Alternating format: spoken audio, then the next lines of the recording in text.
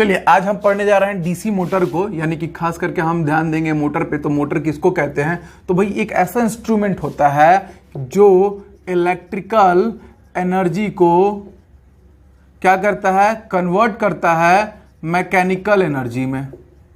मतलब हमारे जो भी काम है वो मोटर करेगा हमारे लिए, हम उसको क्या करेंगे, इलेक्ट्रिक करंट सप्लाई देंगे, यानी कि विद्युत ऊर्जा का यांत्रिक ऊर्जा में रूपांतरण करता है। ये युक्ति या ये उपकरण क्या कहलाता है, मोटर कहलाता है। हम यहाँ पढ़ने जा रहे हैं डीसी मोटर को। अब चलिए डायग्राम बनाते हैं, साथ में बनाएंगे तो अच्छे से समझ में आएगा। करते क्या है हम लोग, बेसिकली जो मोटर है, मोटर के बारे में हम लोग जब पढ़ते हैं तो ये basically Fleming's left hand rule पे वर्क करता है। ठीक, बहुत जगह आपको ये भी मिलेगा कि जो करंट है, करंट कैरिंग कॉइल है, उसको अगर हम किसी मैग्नेटिक फील्ड में ले जाकर रखते हैं, इलेक्ट्रिक करंट पास करवाते हैं, तो वो एक फोर्स का एक्सपीरियंस करता है। मतलब कि किसी मतलब कुंडली को चुंबकीय क्षेत्र और में ले जाते हैं और विद्युत धारा का प्रवाह करते हैं, तो वो एक बल का अनुभव करता है और उसके कारण फिर एक क्रिया होती है, जो भी होगी आगे अभी देखेंगे। तो जो डीसी मोटर है हमने देख लिया कि काम क्या करता है बेसिकली। ठीक, सिद्धांत में आप इस चीज को लिख सकते हैं, आपसे ये सब चीजें नहीं पूछेगा, वो आपसे इसके बारे में पूछेगा कि इसमें कौन कौन सी चीजें लगी होती हैं। ठीक, तो अब हम ध्यान देंगे तो ये दोनों हमारे यहाँ मैग्नेट, ये मैग्नेट का है नॉर्थ पोल, ये मैग्नेट का है साउथ पोल। ठीक, ये एक ही मैग्नेट के भाग नहीं है, इसका नॉर्थ वाला पोल उधर कहीं होगा, इसका साउथ वाला पोल इधर कहीं होगा। ये दो अलग अलग फील्ड मैग्नेट्स हैं, इनको क्षेत्र चुंबक भी कहते हैं। ठीक, अब ये परमानेंट टाइप के हैं, भारी मैग्नेट। आप लोग को इतना तो पता है कि जो बल रेखा मैग्नेटिक फील्ड लाइन से किधर जाती हैं, नॉर्थ टू साउथ। मैग्नेट के बाहर, आउटसाइड द मैग्नेट कहां जाती हैं, नॉर्थ टू साउथ। यानी कि यहां पे मैग्नेटिक फील्ड कैसा बना, इस डायरेक्शन में। ये याद रखिएगा, ये मेरी उंगली याद रखिएगा आप लोग, पूरा कॉन्सेप्ट इसमें छिपा हुआ है। तो इस डायरेक्शन में नॉर्थ टू साउथ चुंबकीय क्षेत्र बन गया आपको इस दिशा में। अब इसके बाद हमने यहां पे एक आर्मेचर लगाया हुआ है। आर्मेचर क्या होता है कि नर्म लोहे का क्रोड होता है, कोर होता है, और उस पे ना कॉइलिंग किया रहता है कॉपर वायर से। ठीक है, अब मैं यहां कर दूंगा, कचड़ा हो जाएगा। ठीक, मतलब ऐसा रहेगा, उस पर कॉइलिंग किया रहेगा कॉपर वायर से, और इस पूरे संरचना को हम लोग आर्मेचर नाम देते हैं। नामकरण करते हैं, इसको ए, इसको बी, इसको सी, इसको डी नाम दे देता हूं मैं। साथ में ये जो चीजें हैं वो आके जुड़े रहेंगी। यहां पे आपको दिख रहे होंगे ये वृत्ताकार, अर्धवृत्ताकार आपको नजर आ रहे होंगे, इनको हम लोग बोलते हैं स्प्लिट रिंग्स। स्प्लिट रिंग्स बोलते हैं, क्या बोलते हैं, स्प्लिट रिंग्स बोलते हैं। स्प्लिट रिंग्स क्यों बोलते हैं इनको, एक एक चीज का मैं नाम लिखता हूं और समझाता हूं आपको। विभक्त वलय, विभक्त मतलब अलग करने वाला, स्प्लिट मतलब अलग करने वाला। अलग किसको करेगा, आइए देखेंगे। इसके साथ में लगे रहते हैं ये ब्लैक मैंने बनाया हुआ है, ये जो ब्लैक मैंने बनाया हुआ है, जो एकदम कचड़े जैसा आपको नजर आ रहा होगा, बट जरूरी है, इसी तरीके से समझा जाता है चीजों को। तो इसको बोलते हैं ब्रशेस। ठीक है, तो ये हो गया आपका B1, ये हो गया R1। रिंग को R1 नाम दिया गया, ब्रश को B1 नाम दिया गया। इस रिंग को R2 नाम दे दूंगा, इस ब्रश को B2 नाम दे दूंगा। ये रहेगा इसका एक्सिस। एक्सिस का मतलब होता है अक्ष, जिस अक्ष के परितः ये क्या करेगा, घूमेगा। अब किस दिशा में घूमेगा, कैसे घूमेगा, क्यों घूमेगा मोटर, ये जानना जरूरी है, और यही चीज आपको आज समझनी है। तो देखिए हम क्या करेंगे, चूंकि मोटर है तो मोटर में साफ तौर पे कहा गया है कि आप देंगे इलेक्ट्रिकल एनर्जी, वो करेगा उसके बदले में मैकेनिकल एनर्जी या मैकेनिकल वर्क। यानी कि आप विद्युत ऊर्जा आप देंगे, तो देंगे भाई, तो बैटरी लगा दी हमने, सप्लाई करेंगे, ये उसका प्लस टर्मिनल, ये उसका माइनस टर्मिनल, तो विद्युत धारा का प्रवाह किधर होगा, प्लस टू माइनस। ये ऐसे खत्म नहीं हो गया, अब यहां तो कोई कनेक्शन ही नहीं है ना, तो अब ये करंट कहां जाएगा, ये ऊपर इस आर्मेचर में, इस कुंडली में। ठीक है, और ये ऐसे जाएगा, ऐसे जाएगा, अब यहां से नीचे आएगा। ये डायग्राम को बड़े अच्छे से समझना है आप लोगों को, और नीचे आके तब वापस आता है माइनस टर्मिनल पे। प्लस से गया, ठीक है, ब्रश B1 से होके रिंग R1 में टच किया इसने, फर्स्ट केस पढ़ रहे हैं ना हम लोग, और उससे फिर गया DA-BC, उसके बाद वापस आ गया माइनस टर्मिनल पर। तो अभी इसने कौन सा पाथ फॉलो किया उसको देखना जरूरी है, DA-BC। ठीक, अब यहां ध्यान दीजिएगा, यहां आएगा फ्लेमिंग्स लेफ्ट हैंड रूल, और आप उसको ध्यान से समझिएगा। मैं इस फलक के लिए, यानी कि इस वाले BC वाले पार्ट के लिए आपको पहले समझाऊंगा, क्योंकि उसको समझाना आसान है। तो आप देखिएगा कि क्यों ये घूमता है।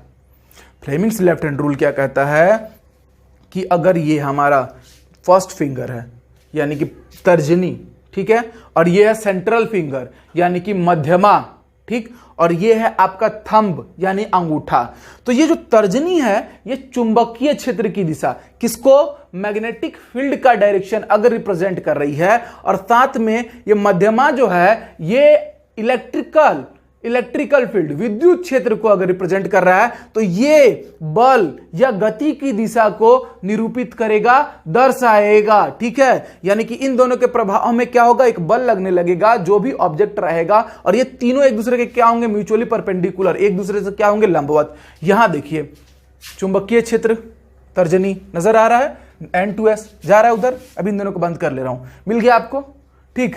अब मैं इस हाथ को ऐसे घुमा देता हूं, ये देखिए विद्युत क्षेत्र, मैं बात कर रहा हूं बीसी की, अभी एडी को छोड़ रहा हूं, बात कर रहा हूं बीसी की, तो जब बीसी की बात कर रहा हूं तो ये जो है ये आपका मैग्नेटिक फील्ड, उसके परपेंडिकुलर नीचे की ओर देखिए बीसी में करंट नीचे आ रहा है, ठीक। अब इस समय क्या होगा, क्षेत्र की दिशा किधर, बाहर, आउटवर्ड्स, कहां, आउटवर्ड्स, यानी कि जब बात होगी बीसी की वो कैसा हो जाएगा, आउटवर्ड्स, बाहर की ओर, ये बीसी किधर आएगा, बाहर की ओर। अब आते हैं एडी में, एकदम समझ में आ रहा होगा, मैं जान रहा हूं बिल्कुल समझ में आएगा, क्यों नहीं आएगा। जब हम एडी में आते हैं, चुंबकीय क्षेत्र अभी भी एडी के पास यही है, तर्जनी हमारी चुंबकीय क्षेत्र मैग्नेटिक फील्ड को रिप्रेजेंट कर रही है उधर की ओर, लेकिन विद्युत धारा नीचे नहीं है, इस बार विद्युत धारा किधर है भाई, ऊपर। तो अब आप मेरा पूरा हाथ मोड़ दीजिए, अब आप यहां देखिए, यह है आपका चुंबकीय क्षेत्र, यह है आपकी विद्युत धारा, अंगूठा नजर आ रहा है क्या, नहीं, क्योंकि वो चले गया इनवर्ड्स, देखिए कहां जा रहा है, इनवर्स, मतलब कि ये जो बीसी है ये आएगा ऊपर और एडी है वो जाएगा नीचे, यानी कि इनवर्स, अंदर की ओर। अब ध्यान दीजिएगा कि इसको मान लेते हैं आर्मेचर, इसको मेरे हाथ को मान लिया, हथेली को मान लीजिए आर्मेचर, ये वाला भाग है, ये है बी सी, ये डी ए है, ये आ रहा है ऊपर और ये जा रहा है नीचे, तो ये कैसा मूव करेगा, बिल्कुल करेगा भाई, बीसी को लाना है ऊपर, एडी को ले जाना है नीचे, तो ये बीसी आया, एडी नीचे, फिर जैसे ये घूम जाएंगे तो इस बार होगा क्या कि साथ ही साथ जो ये स्प्लिट रिंग्स हैं वो अब शिफ्ट होंगे। शिफ्ट कैसे होंगे, इसी डायग्राम में मैं थोड़ा सा कचड़ा कर देता हूं, थोड़ा सा अंडरस्टैंड कर लीजिएगा। अब जब घूमेंगे तो ये जो सीबी फलक है, सीबी फलक की जगह आ जाएगा एडी और एडी की जगह आ जाएगा बीसी। ये चीज बड़ा जरूरी है समझना, अच्छे लोगों को कंफ्यूजन होता है, लेकिन आज आपको मैं समझा के ही जाऊंगा। और ये स्प्लिट रिंग्स भी क्या होंगे, चेंज हो जाएंगे। ब्रश तो वही है फिक्स B1 B2, लेकिन ये आधा जो था आधा घूमा साइकिल में, आर्मेचर के साथ जुड़ा हुआ है ना, रिंग्स जो है स्प्लिट रिंग्स जो है यानी कि विभक्त बल जो है इस आर्मेचर के साथ जुड़े हुए हैं। तो जैसे ही आर्मेचर घूमा इनको भी लेकर घूम गया, तो वो R2 था वो R2 इधर आ गया B1 के साथ और R1 चले गया उधर घूम के। तो अब ध्यान दीजिए, अब करंट जाएगा R2 में, R2 मतलब CB वाले में। अब CB वाले में करंट पिछली बार कहां जा रहा था, नीचे, इस बार कहां जा रहा है, ऊपर। AD वाले में करंट पिछली बार कहां जा रहा था, ऊपर, इस बार कहां जा रहा है, नीचे। तो अब बताइए कि अब AD कहां आएगा, बाहर, BC कहां जाएगा, अंदर। मतलब फिर से एक चक्कर और लग गया, फिर यही क्रम दोहराते रहेंगे। अब हाथ ज्यादा मुड़ जाएगा, ठीक है। तो ये BC तो इस तरीके से क्या होगा, घूमना चालू कर देगा, इलेक्ट्रिकल एनर्जी देंगे हम लोग, मोटर घूमना चालू कर देगा, ठीक है। कुछ ज्यादा ही हो जा रहा है। तो इस तरीके से आपका मोटर क्या करता है, वर्क करता है। आर्मेचर साथ में साथ फील्ड मैग्नेट लगे रहता है, स्प्लिट रिंग्स लगे रहते हैं, ब्रश लगे रहते हैं, बैटरी से संयोजन किया गया रहता है। इस तरीके से आपने पूरे मोटर को पढ़ लिया। अब एक सेकंड के लिए यहां पे डायग्राम बनाए हुए मैंने, और मैंने इन दोनों के लिए अलग अलग डायग्राम बनाए हुए। तो आप डायग्राम देखिए, ये देखिए पहला डायग्राम जो है मैं यहां नोट्स में देख लेता हूं, ठीक। अच्छा, इसको उपयोग कहां कहां करेंगे वो भी देख लेते हैं हम लोग। तो आप लोग इसको लिख भी लीजिए, तब तक आप डायग्राम देखिए। एक डायग्राम आ गया है स्क्रीन पे, आप डायग्राम को ध्यान से देखिए, उसमें आपको पहला वाला नजर आ रहा होगा, ठीक। मैंने दोनों को एक साथ बता दिया। तो इसके जो यूज है वो भी पूछ देता है। तो भाई मिक्सी जो है यानी कि आपके ग्राइंडर्स जो है, वहां पे घरों में जो पंखे लगे होंगे, पंखे ऊपर इलेक्ट्रिक करंट जाता है, घूमना चालू करता है, तो वहां पे यानी पंखों में, फैंस जो है उनमें आएगा, ठीक। और भी जो है वॉशिंग मशीन है, फ्लोर मिल है, उसमें डायग्राम आप देख पा रहे होंगे एक। तो इस वाले में पहले में आपको N और S नजर आ रहा है, B1 के साथ R1 कनेक्टेड है, B2 के साथ R2 कनेक्टेड है, बैटरी, उधर वाला फलक आउटवर्ड्स है, इधर वाला इनवर्ड्स है। बहुत अच्छे से नजर आ रहा होगा। चलिए अब देखते हैं इसका दूसरा डायग्राम जो मैंने चेंज किया था, ध्यान दीजिएगा। अब मैं प्रोजेक्ट करने जा रहा हूं डायग्राम नंबर 2, ठीक है। इसमें क्या है कि जो आर्मेचर था, आर्मेचर का ध्यान दे रहे होंगे आप लोग दोनों में कि पहले जो था आर्मेचर में एडी इस साइड आपको नजर आ रहा था, ठीक है, और बीसी इधर था। बीसी का संपर्क था किसके साथ? R2 के साथ, और इसका संपर्क था R1 के साथ। अब क्या होगा, आप देख रहे होंगे डायग्राम अच्छे से देख पा रहे होंगे कि अब ये घूम गया है। इट मीन्स कि ये ए आ गया यहां, बी आ गया है यहां, सी आ गया है यहां। देख रहे होंगे आप, डायग्राम में ध्यान दीजिए, ठीक है, बस मेरी बातों को सुनते रहिए।